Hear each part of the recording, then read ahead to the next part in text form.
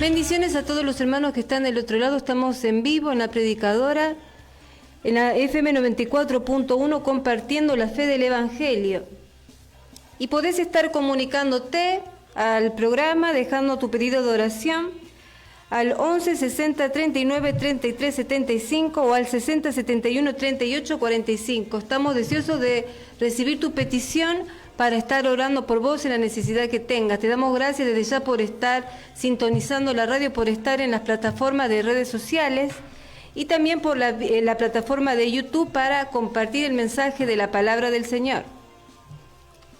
Bueno, vamos a estar en este día dando el inicio del programa, mes de septiembre, un mes nuevo comienza. Y la palabra de Dios nos sigue edificando, la palabra de Dios nos sigue hablando y la palabra del Señor nos sigue disciplinando para llevarnos a hacer su voluntad. Vamos a hacer una oración en esta tarde para dejar el programa en manos del Señor. Padre Santo, en el nombre de tu Hijo amado Jesucristo, Señor Jesús, te doy la gloria y la honra por permitirme llegar en esta hora, que toda palabra que se diga en este programa sea de tu boca, Padre, venga de tu boca, Señor, para que sea de bendición y de edificación para cada una de las vidas que está del otro lado. Bendecimos tu santo nombre en esta tarde, Señor, toda la gloria, toda la honra sea para siempre por ti. Amén. Vamos a comenzar en este día y antes de ir a la palabra, vamos a ir a una alabanza y después volvemos.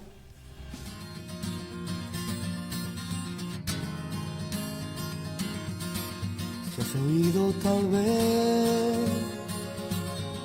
que el Mesías ya vino, lo dijo en su palabra, vino para perdón, estuvo entre nosotros, predicando el bien, podemos tener vida con él, para siempre con él. El Cordero de Israel fue inmolado, el altar con su sangre fue manchado, para quitar dolor y mal y vida eterna darnos. La salvación llegó hasta aquí, Dios dio a su único Hijo por ti, Cristo el único, Yeshua es Él.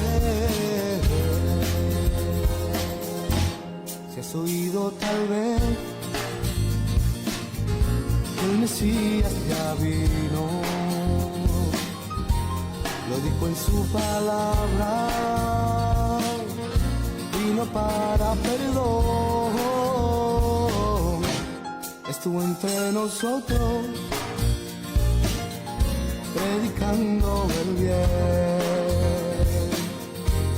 podemos tener vida con él, para siempre con él.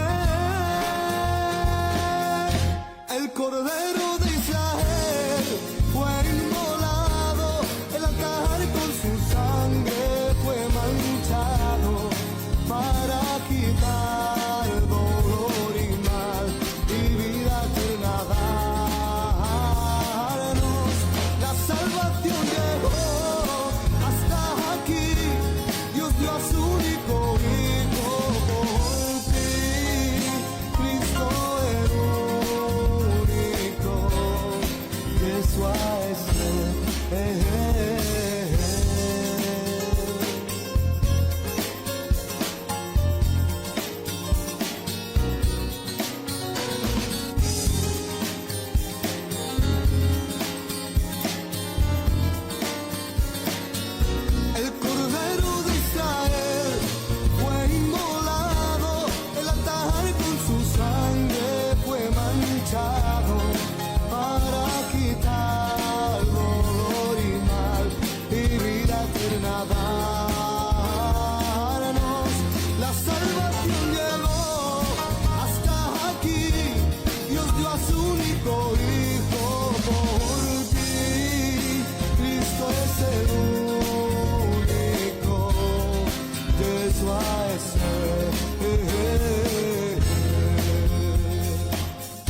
El Cordero de Israel fue inmolado, el altar con su sangre fue manchado para quitar dolor y mal y vida eterna darnos. La salvación llegó hasta aquí, Dios dio a su único Hijo por ti, Cristo es el único, Yeshua es Él.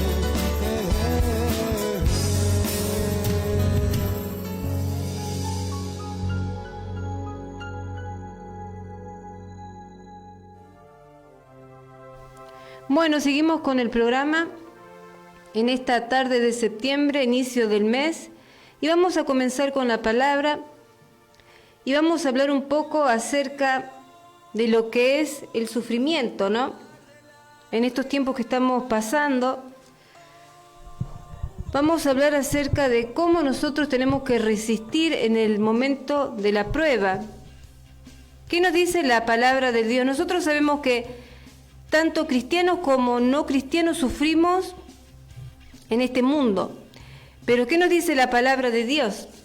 Y hay un versículo importante que define y pone un contraste entre lo que es la tristeza o el sufrimiento de este mundo y lo que es el sufrimiento para los hijos de Dios. Y dice 1 de Tesalonicenses 4:13, no se entristezcan como los otros que no tienen esperanza. No se entristezcan como los otros que no tienen esperanza. Parafraseando el versículo sería, no lloren como aquellos que no tienen esperanza. No se lamenten como aquellas personas que no tienen fe. Dejen eso para aquellos que no conocen de Dios, decía el apóstol Pablo.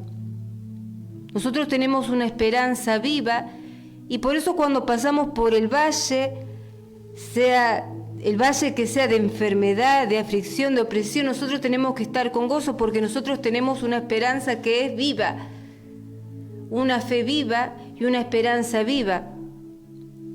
No como la gente de este mundo. Entonces vemos que hay dos tipos de sufrimientos. El sufrimiento sin esperanza y el sufrimiento con esperanza. Ahora, ¿qué entendemos nosotros por esperanza?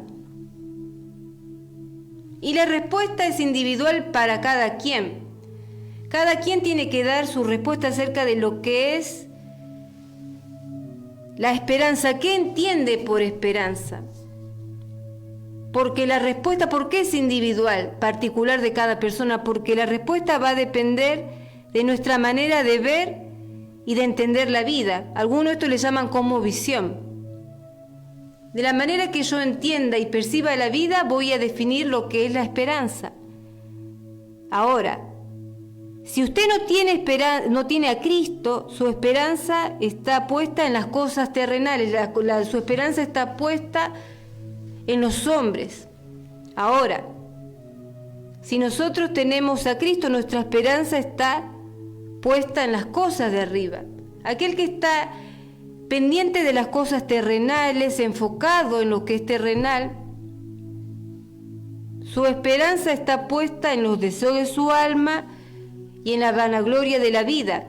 En cambio, aquellos que tenemos nuestra esperanza, nuestros ojos puestos en Cristo, nuestra esperanza está en el dador de vida, en aquel que nos dio vida y vida en abundancia. Para el creyente su esperanza está puesta en las cosas de arriba. Vamos a ir al Evangelio de Mateo, capítulo 6, versículo 19. No hagan tesoros en la tierra, donde la polilla y el orín corrompen, y donde ladrones minan y hurtan, sino hagan tesoros en el cielo, donde ni la polilla ni el orín corrompen, y donde ladrones no minan ni hurtan, porque donde esté vuestro tesoro, allí también estará vuestro corazón. La pregunta es, ¿dónde está tu corazón y dónde está puesta tu esperanza? Porque ese es el secreto para resistir el día malo. Ese es el secreto para resistir el día de la prueba. Entonces, nuestra resistencia al día malo va a depender de dónde esté nuestro corazón. Mateo 15, versículo 8. Este pueblo de labios me honra, mas su corazón está lejos de mí. Este pueblo me conoce, tiene una información acerca, pero no me conoce, no tuvo un encuentro. Por eso muchos están como están. Por eso hay muchos tibios. Personas que cuando viene la adversidad no saben enfrentar el problema. Muchos de nosotros cuando viene la adversidad no sabemos qué hacer. ¿Por qué? Porque acá lo dice, están de labios.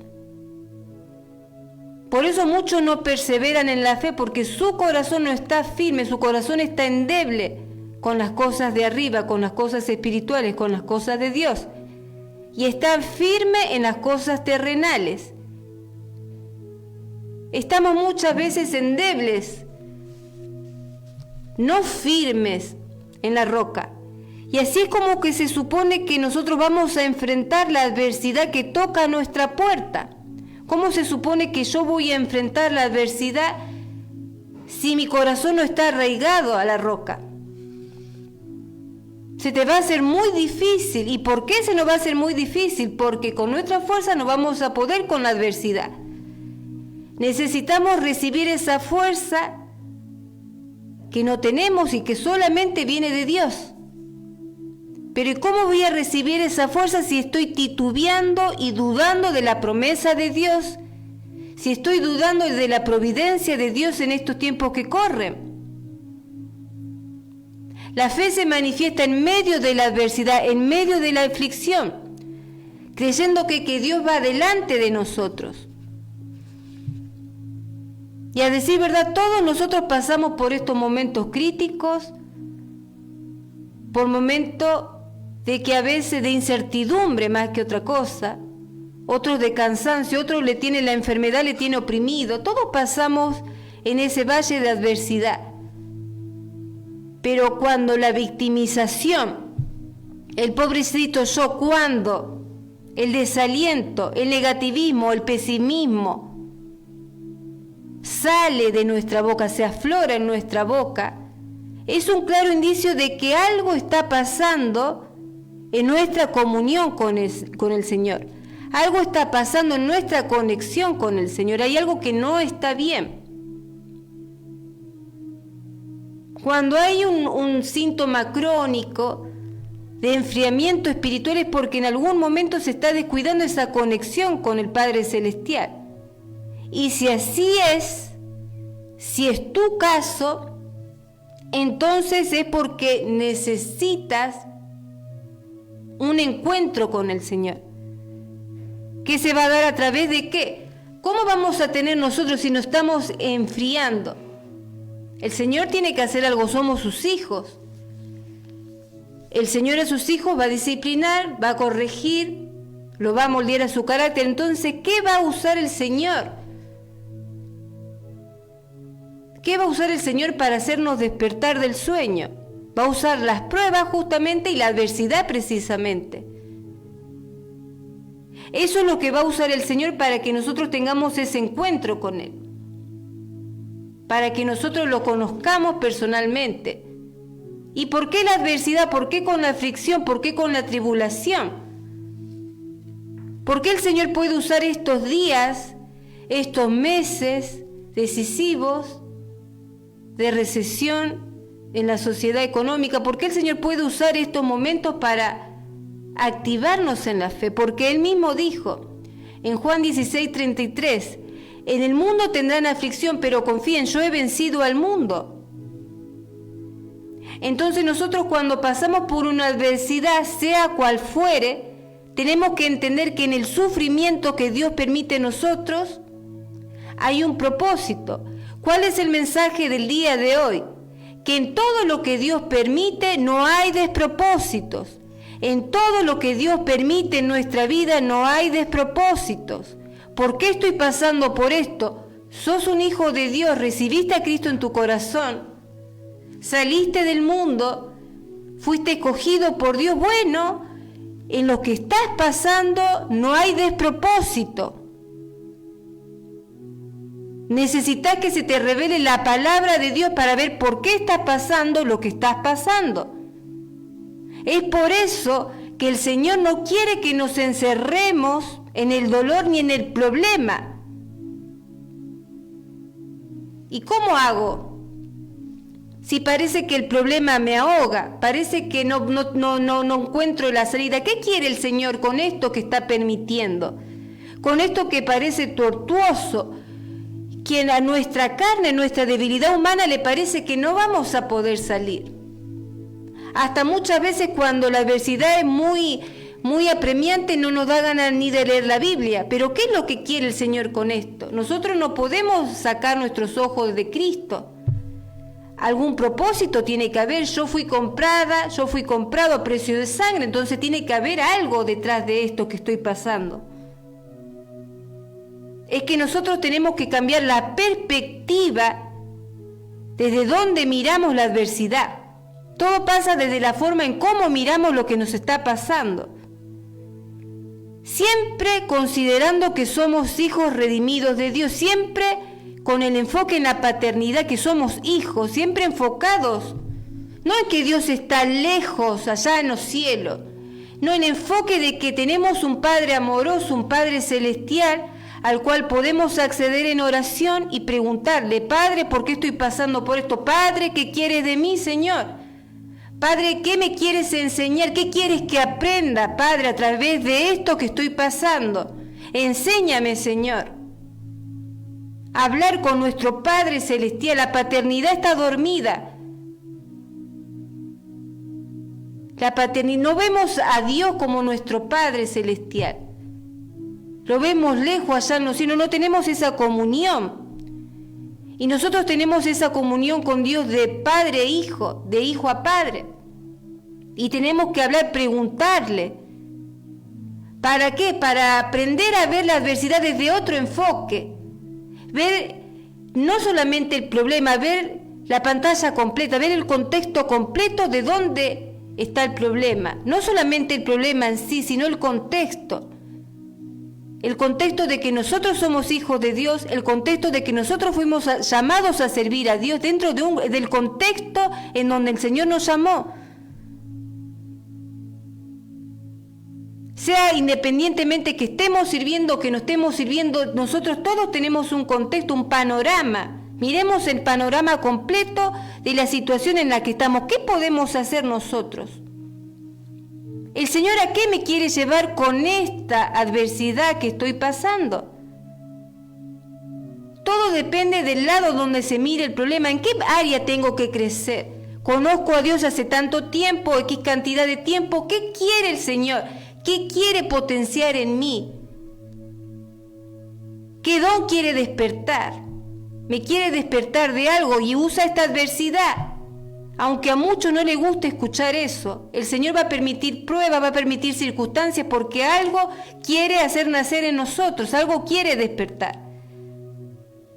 Entonces todo depende del lado en que se mire el problema. Cuando estamos demasiado enfocados en las cosas terrenales, el problema es que perdemos la perspectiva de las cosas celestiales. Perdemos la perspectiva de nuestra fe, de ver la circunstancia desde lo alto y miramos desde lo bajo. ¿Acaso no dice la palabra del Señor que nosotros somos águilas? Que tenemos que ser como las águilas, tomar vuelo alto. Entonces tenemos que ver lo que nos pasa desde lo alto, desde la altura, desde la perspectiva de Dios, no desde lo bajo, desde lo terrenal. Nosotros no somos de este mundo, estamos en lo alto, sentados en los lugares celestiales en Cristo. O sea que nuestra visión tiene que ser panorámica, mirar todo el contexto de dónde está la adversidad, el problema que tenemos enfrente. Vamos a ir a la Biblia, vamos a ver qué decía un profeta en el Antiguo Testamento. Vamos a ir a Habacuc capítulo 3, versículos del 17 al 19. ¿Qué dijo Habacuc? Fijémonos el contexto. Fijémonos el contexto y relacionémoslo con lo que nos pasa a nosotros. Vamos a ir leyendo. Aunque la higuera no florezca, ni en las vides haya frutos, aunque falte el producto del olivo y los labrados no den mantenimiento y las ovejas sean quitadas de la majada y no haya vacas en los corrales, con todo yo me alegraré en Jehová y me gozaré en el Dios de mi salvación. Jehová es mi fortaleza, el cual hace mis pies como de ciervas y en mis alturas me hace andar. Pero escúchame, no hay vacas en los corrales, las vacas no tienen para comer. ¿Y cómo se supone que yo me voy a gozar? No va a haber cosecha, el ganado va a estar desnutrido. ¿Y en qué me puedo alegrar? La otra vez estaba mirando el noticiero y un hombre justamente que trabaja en el campo estaba diciendo como Habacuc: mis vacas no tienen para comer. O sea, estamos creo que no hay diferencia con los tiempos bíblicos, con los tiempos actuales. Decía que sus vacas, como decía acá Habacuc, no tienen para comer. No hay vacas en los corrales, no se puede mantener. ¿Qué alegría puedo tener con tanta sequía, con tanta falta de tantas cosas? Con tanto desabastecimiento. ¿Cuál puede ser la alegría ahora que un hijo de Dios puede tener? Por eso está la tristeza del mundo, que no produce nada, produce muerte, y la tristeza o la aflicción en Cristo, que produce gozo, que da fruto, que da crecimiento, que nos da un aprendizaje, que nos lleva más a tener el carácter de Cristo. Hay una diferencia, por eso es importante que no seamos tibios, de que estemos cimentados en la roca, porque si estamos cimentados en la roca vamos a poder pasar la adversidad, la aflicción, si no, no. Vamos a estar como ese hombre que dijo: no sé qué hacer, no tiene fe, no tiene su fe en nada, no tiene esperanza. El mundo no tiene esperanza, nosotros sí. Nosotros no podemos ahora ponernos a llorar y a decir: no sé qué voy a hacer, porque tenemos un Dios vivo, poderoso, todopoderoso, que todo lo puede. Ahora somos nosotros el problema. ¿Cómo está mi comunión con Dios? ¿Cómo está mi conexión con el Creador? Oro, ayuno, busco de Dios en la madrugada, pongo de mi parte. ¿Cómo está mi comunión con Dios? ¿Cómo es mi oración? ¿Será que me sequé y dejé de orar? ¿Será que pido a los demás que oren porque yo siento que de mí Dios no me escucha? ¿Será que ya congregarme no me interesa porque yo lo busco a Dios a mi manera? Tantas cosas serán, pero dentro de esos ítems que nombramos, ¿con cuál te identificás? ¿En alguna área te secaste con el Señor? Acá vemos que Habacuc estaba viendo un contexto de sequía, ya no había frutos en los vides, no había vacas en los corrales, no había producción de nada, pero él decía: con todo me gozaré en el Dios de mi salvación. ¿Por qué? Porque Jehová es mi fortaleza, el cual hace mi pie como de cierva y en mis alturas me hace andar. En mis alturas me hace andar. Una persona que camina en las alturas es una persona que camina en santidad, que anda en santidad. Anda en santidad ¿con quién? Con el Señor, tiene una comunión con el Señor. Una persona que camina en las alturas no es una persona de este mundo, es una persona que camina con el Señor. Entonces, cuando una persona camina en las alturas, camina con el Señor, ve las cosas desde otra perspectiva. Fijémonos el versículo. ¿Qué dice el versículo? En mis alturas me hace andar. Acá quiere decir claramente que yo voy a tener que crecer. ¿Para qué voy a tener? Porque es fundamental que uno crezca para mirar las cosas desde otra perspectiva. Mientras tanto y en cuanto yo no crezca, me voy a ahogar en los problemas, no voy a estar como Habacuc. A pesar de todo lo que veo, me voy a gozar en el Señor. No va a ser así. ¿Por qué? Porque no hay crecimiento. La Biblia dice que Jesús crecía en sabiduría, en estatura y en gracia. Lucas 2:52. Y nosotros, al igual que Cristo, también tenemos que crecer en sabiduría y estatura y gracia. Fijémonos lo que dice 2 de Pedro, capítulo 3 del 17 al 18. Segunda de Pedro, capítulo 3 del 17 al 18. Por tanto, amados, sabiendo esto de antemano, estén en guardia, no sea que arrastrados por el error de hombres libertinos, caigan de su firmeza, antes bien crezcan en la gracia y el conocimiento de nuestro Señor y Salvador Jesucristo. A Él sea la gloria, ahora y hasta el día de la eternidad. O sea que nosotros tenemos que crecer, para que cambie la perspectiva de cómo vemos nosotros la adversidad. ¿Y quién da el crecimiento? ¿Quién es el que da el crecimiento? El Señor. ¿Y cómo? A través de las pruebas. Porque a través de la prueba vamos a tener la revelación de la palabra que nosotros hemos consumido, que hemos estado aprendiendo. Pero no significa solamente aprender la doctrina. Hace falta que nosotros nos ejercitemos en las pruebas. Que ejercitemos la fe, nuestra confianza en el Señor. Si es que verdaderamente confiamos, o solamente es de boca, o solamente es por apariencia, o porque lo he aprendido así, que tengo que poner mi confianza en Dios. El Señor va a querer que manifestemos en carne propia la confianza en Dios. ¿Cómo? A través de las pruebas. ¿Quién da el crecimiento? Nuestro Señor Jesucristo. ¿Cómo? A través de las pruebas, a través de la aflicción. ¿Y por qué lo permite? Porque el Señor quiere que nuestra reacción a la adversidad ya cambie. No quiere que seamos los mismos que éramos hace 10 años. No quiere que andemos siempre arrastrando los mismos problemas, las mismas cargas. Y que ya no le estemos echando la culpa a nadie, porque siempre, cuando nos sobrevienen los problemas, siempre comenzamos a echar culpas, y mucho menos a Dios. Muchas veces algunos echan la culpa a Dios. ¿Por qué? Si Dios es Dios, lo permite.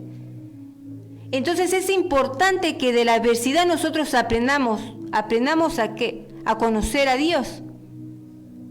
Y también a conocernos a nosotros mismos, que muchas veces la adversidad muestra que no estábamos tan firmes con Dios como nosotros pensamos religiosamente que estamos. Hasta que viene a nuestra puerta la adversidad. Y ahí sale a relucir lo que verdaderamente hay en nosotros. Por eso es necesaria. Por eso es tan necesaria la adversidad. Por eso es tan necesario que la adversidad toque nuestra puerta y saque todo lo que hay en nuestro corazón. Dudas, malas palabras, palabras deshonestas, palabras hirientes, lo que sea. Porque el Señor va a querer purificar, va a querer sacar lo que está escondido, sacar aquello que algunos dicen, bueno, yo estoy en luz, que la luz que dices tener no sea tiniebla, dice la palabra de Dios. Entonces sacar. Y qué mejor que la adversidad, el momento de la prueba. El Señor quiere que aprendamos a vivir como a Él le agrada, y a través de la adversidad nos va a ir moldeando a su imagen. La adversidad es parte de la vida cristiana. Vamos a leer Hechos 14, versículo 22. Para entrar en el reino de Dios nos es necesario pasar por muchos sufrimientos. Para entrar en el reino de Dios nos es necesario pasar por muchos sufrimientos. Y si vemos esto, rápidamente la palabra nos lleva al apóstol Pablo. El apóstol Pablo fue un hombre que supo aprender de sus pruebas. Filipenses capítulo 4, versículo 11. He aprendido a contentarme cualquiera sea mi situación. Y cómo vemos que se parece con Habacuc, que estaba contento en medio de ¿qué? Del desabastecimiento. Y este hombre que dice en el Nuevo Testamento, ya el Señor se fue a la cruz, ya glorificó al Padre, nos redimió. ¿Y qué dice? He aprendido a contentarme cualquiera sea mi situación. O sea, que el Señor a través de la adversidad lo que quiere es que yo me aprenda a contentar cualquiera sea mi situación. Pablo supo mirar la adversidad, lo que pasaba, desde la perspectiva correcta, que era la perspectiva celestial, la perspectiva divina. ¿Cuáles circunstancias? Nosotros sabemos naufragio, azotes, Y todo lo que él tuvo que pasar, amenaza, fue apedreado, y todo eso lo supo pasar desde la perspectiva correcta, desde la perspectiva celestial, desde la perspectiva divina. Yo tengo que mirar lo que estoy pasando desde la perspectiva divina, a través de mi fe. ¿Y cómo hizo el apóstol Pablo para mantenerse en la perspectiva correcta cuando estaba siendo apaleado? ¿Cómo hace un hombre para pasar en su peor momento, para mantener la perspectiva en el peor momento de su vida? El apóstol Pablo le restó importancia a los problemas, a las amenazas, a los golpes, al naufragio, y puso su prioridad en hacer lo que Dios esperaba que él hiciera, su voluntad. No todo el que me dice Señor, Señor entrará en el reino de los cielos, sino aquel que hace mi voluntad. Él puso la prioridad en hacer lo que esperaba Dios que hiciera, su voluntad. Por eso puso en primer lugar su propósito, el llamado. ¿Para qué Dios me llamó? Por eso es importante que el creyente, sirva o no sirva, Dios se haga esta pregunta: ¿para qué me llamó Dios? ¿Con qué propósito el Señor me dio aliento de vida para que yo esté acá en esta tierra? ¿Cuál es el propósito que yo tengo en esta tierra? Eso fue lo que lo mantuvo al apóstol Pablo y lo ayudó a resistir las peores pruebas que tuvo que pasar. Hasta el día que lo decapitaron. Estaba entero, entereza, hasta dice que los guardias romanos se asombraban de la entereza que tenía este hombre. ¿Y por qué? Porque tenía puesto el enfoque en hacer lo que Dios esperaba que él hiciera, nada más y nada menos. Nosotros tenemos que tener nuestro enfoque no en el problema, no en la enfermedad, no en que no hay plata, no hay dinero. Nuestro enfoque tiene que ser qué Dios espera que yo haga. ¿Por qué yo respiro? ¿Por qué estoy caminando? ¿Para qué estoy?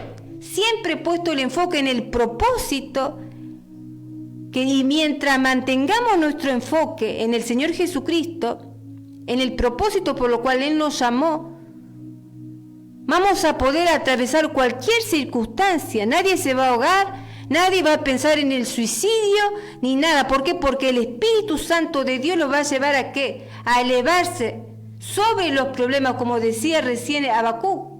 Voy a mirar el problema desde la altura, no desde lo bajo, desde la aflicción, desde la desesperación, desde que no se sabe qué se va a hacer. No, desde lo alto, desde la altura, algo que el mundo no puede hacer. Nosotros podemos hacer algo que el mundo no tiene la capacidad de hacer. El Señor Jesucristo te capacitó, nos capacitó para mirar las cosas desde lo alto.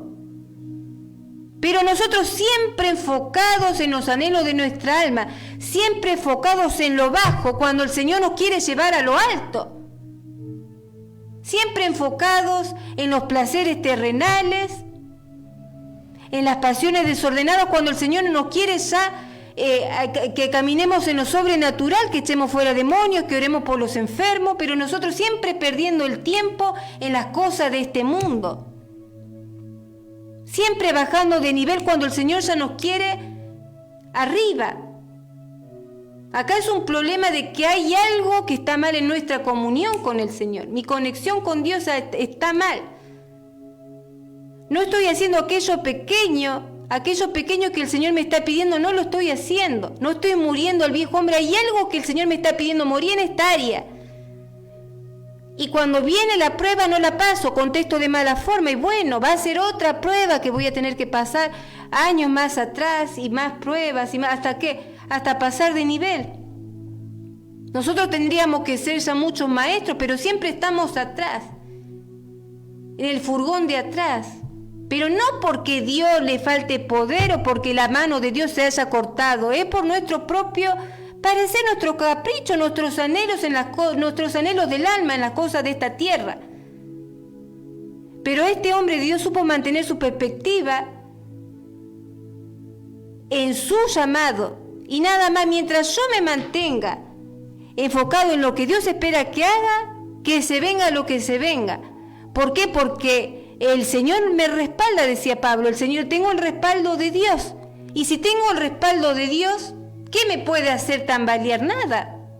estamos firmes con el Señor. Yo tengo respaldo de Dios, por eso es muy importante cuidar nuestra comunión con el Señor.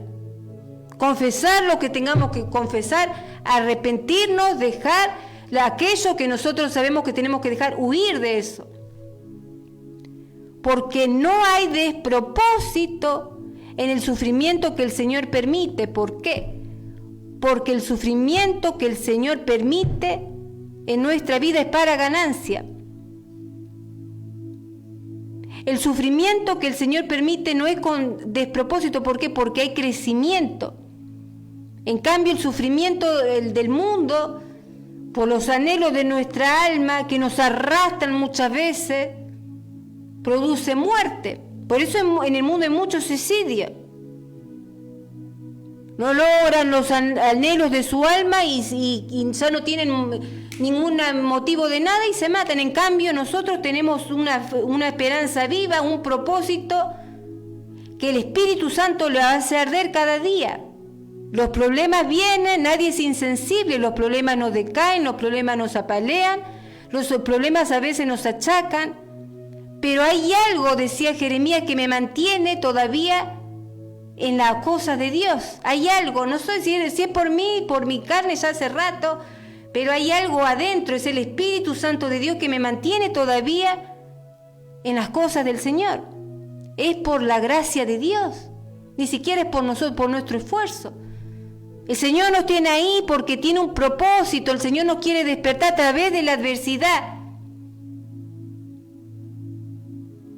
Segunda de Corintios 7:10, porque la tristeza que es según Dios produce arrepentimiento para la salvación, de que no hay que arrepentirse, pero la tristeza del mundo produce muerte. Entonces la pregunta es, ¿el Señor quiere que suframos? Y la respuesta es sí. El Señor quiere que suframos, pero que tengamos sufrimiento por la causa de Cristo. No porque yo ande detrás de pasiones desordenadas, no porque yo ande detrás de los deseos de mi alma. El Señor quiere que nosotros tengamos los padecimientos por causa de Cristo. Tenemos que hacer un contraste. Son dos sufrimientos distintos. Uno es por el mundo, por andar detrás arrastrado a los anhelos del mundo, y otra cosa es por el servicio a Dios, porque yo estoy centrado como el apóstol en lo que el Señor me llamó.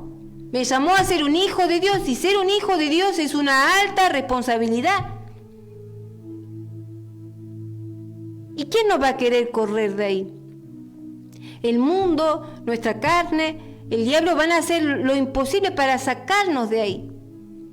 Pero el propósito, el llamado que el Señor nos hizo, nos va a permitir como mantener la perspectiva correcta.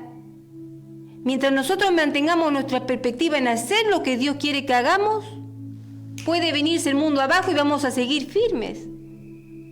Porque por eso, por el Señor Jesucristo estamos vivos y respiramos, hablamos y hacemos lo que hacemos cada uno en su área. No es por nosotros. No es por nuestra propia fuerza. Entonces el Señor quiere que suframos, sí, pero no en vano, sino con propósito. Entonces hay que preguntarse qué hay detrás de la adversidad. Quizá he dejado de orar, me he enfriado en la oración y bueno, la adversidad va a llevar a muchos a orar.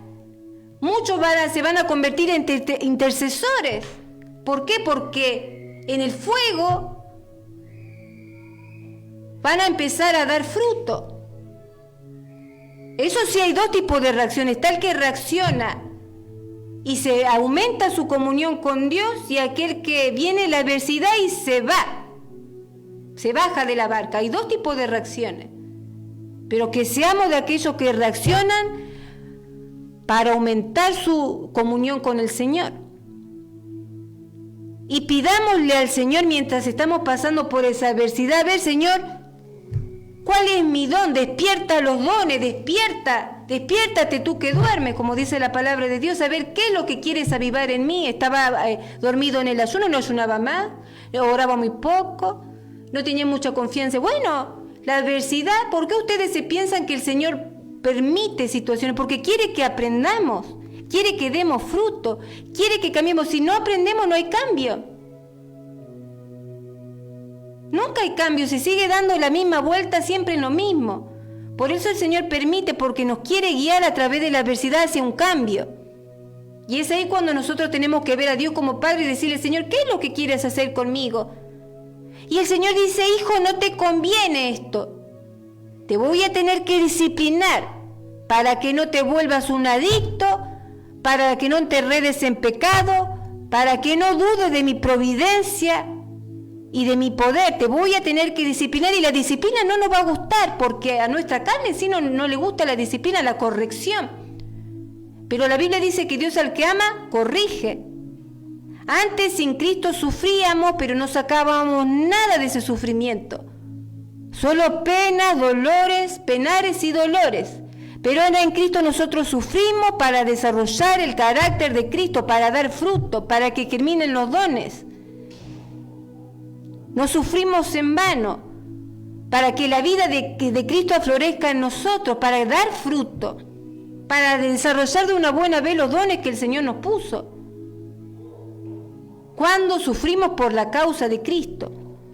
Y nosotros todos somos cristianos, nosotros creemos en el Señor, estamos pasando esta prueba de la mano del Señor, confiando siempre que el Señor va a hacer la obra, porque si yo dudo de la providencia de Dios y de lo que Dios va a hacer, también es pecado. Ese es pecado como cualquier pecado. Si yo tengo una chispita de duda de que Dios me va a proveer o que Dios me va a sacar de acá, es pecado. Y no agradamos a Dios, nosotros estamos buscando agradar a Dios. Y con la duda con la queja no vamos a agradar a Dios, echándole la culpa a Dios no vamos a agradar a Dios, ni quejándonos tampoco. Salmo 34:19 dice la palabra de Dios, muchas son las aflicciones del justo, pero de todas ellas le librará el Señor. Muchas son las aflicciones del justo, pero de todas ellas le librará el Señor. Entonces acá el versículo nos está diciendo, ¿qué nos está diciendo? Que el Señor nos va a proteger, nos va a guardar, nos dará la fortaleza necesaria para afrontar esa adversidad, para salir del problema. No dice que nos va a evitar el problema. Nos va a dar la fuerza, la entereza, el vigor para afrontar lo que tengamos que afrontar, pero nunca va a evitar una adversidad.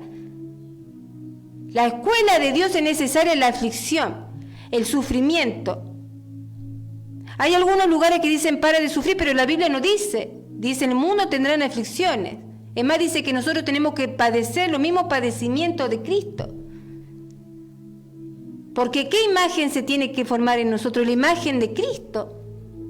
Es más que obvio entonces que el sufrimiento es permitido por Dios, pero con un propósito, para dar fruto, para que nosotros crezcamos, para que nosotros dentro de muy poco seamos de bendición a otras personas.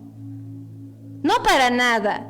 No porque seamos mártires, tampoco nos está pidiendo lo que le pedía a los apóstoles, dar su vida por él, nos está pidiendo que moramos aquello que al Señor no le agrada, huir de esas cosas. Nosotros tenemos que huir, resistir a Satanás, resistir la prueba, la adversidad.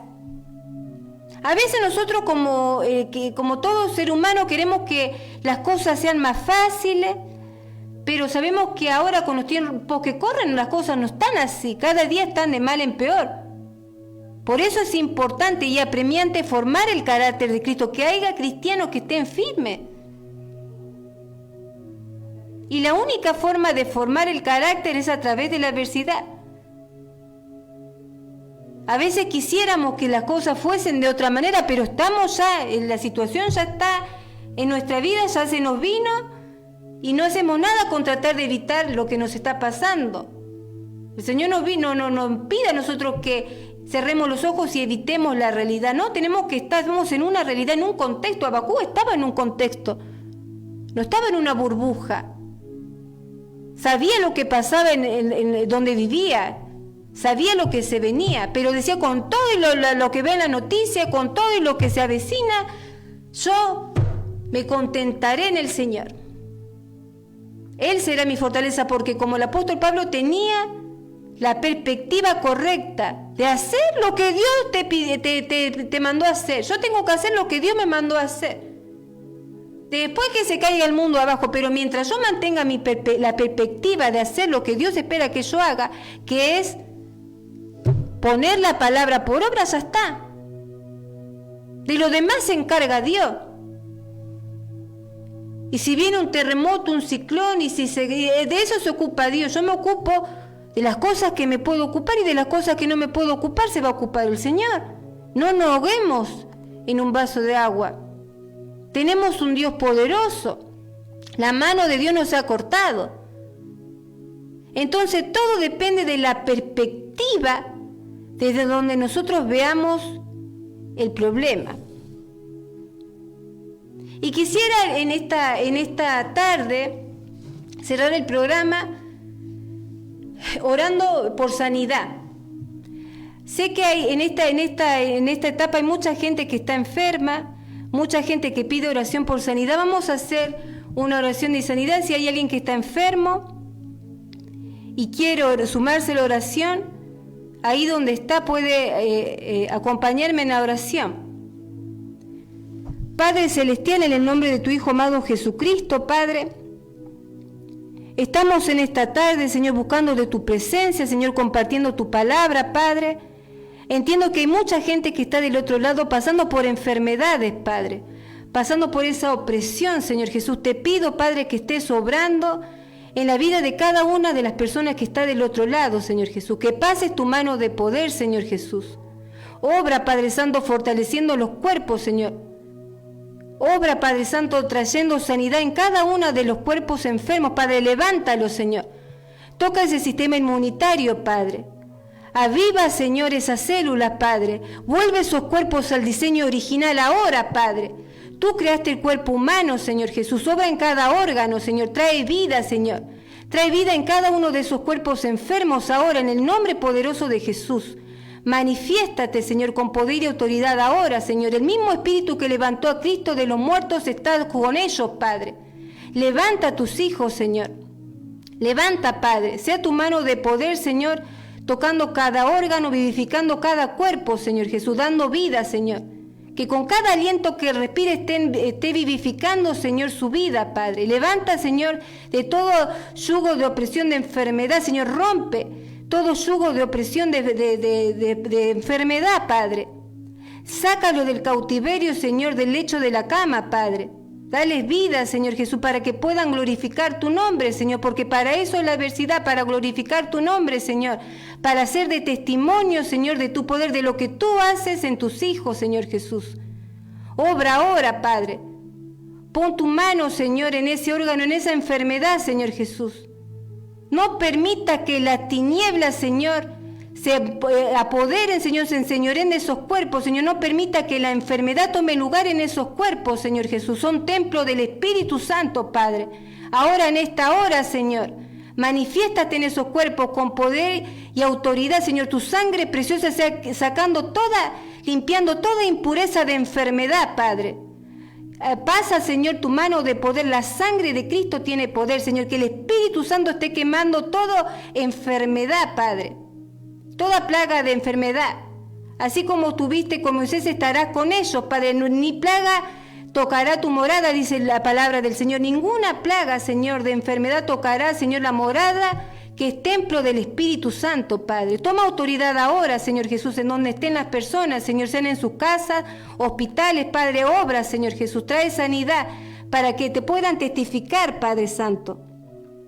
Te rogamos ahora, Señor, a ti se te ha dado toda autoridad, Señor Jesús, en los cielos como en la tierra, Padre.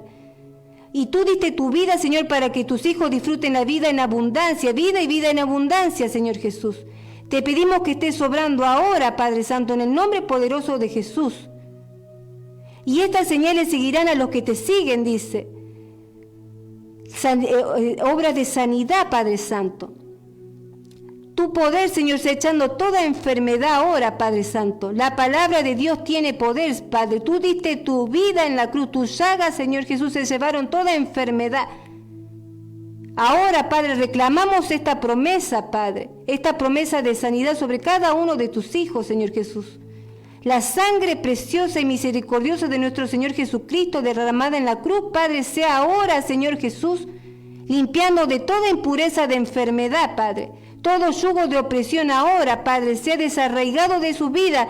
Todo virus, toda bacteria, Padre. Toda glucosa alta, todo colesterol alto sea desarraigado, Padre, de esos cuerpos, Señor Jesús. Tu mano de poder, Padre, que no habite ninguna bacteria, ninguna enfermedad, Señor, en la forma que sea, Señor. Reprendemos todo ataque del enemigo de la forma que quiera atacar a tus hijos, Padre. Y te los pongo en tus manos, Señor Jesús. Dale vida, Padre. Dale vida, Señor Jesús. Vivifícate en cada uno de esos cuerpos, Padre Santo, en el nombre poderoso de Jesús. Te damos la gloria y la honra por este día que nos permite, Señor, amanecer, que nos permite despertar un día más, Señor Jesús. Glorificado sea tu nombre, Padre. Gracias, Señor, por nuestra vida, Señor. Guíanos hacia toda verdad. Guíanos hacia tus propósitos, Padre. Y oramos en el nombre del Padre, del Hijo, del Espíritu Santo. Amén. Bueno, hasta aquí el programa del día de hoy. Sean ustedes todos bendecidos en este día viernes, en este día, que tengan un buen inicio de mes. Y nos estaremos encontrando el próximo viernes a partir de las 5 de la tarde. Bendiciones. En los cielos se aguarda